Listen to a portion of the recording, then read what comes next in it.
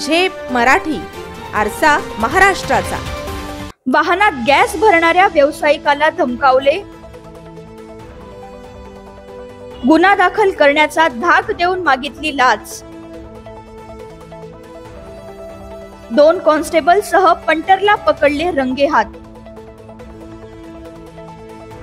Amalner police ठाण्यातील 2 police constable लाच घेताना रंगेहात पकडले गेल्याने एकच खळबळ उडाली आहे।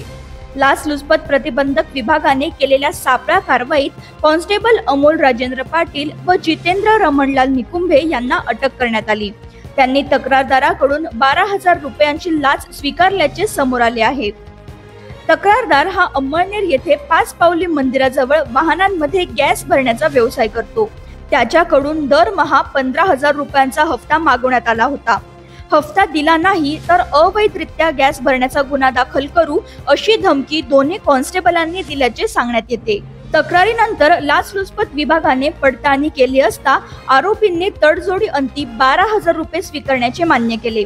त्यानुसार 24 सप्टेंबर रोजी अमळनेरच्या बहादरपूर रोडवरील मीनाबाई कॉम्प्लेक्स येथे खासगी व्यक्ती उमेश भट्टू बारी यांच्या मार्फत लाच स्वीकारताना दोन्ही कॉन्स्टेबलांना रंगेहात पकडण्यात आले।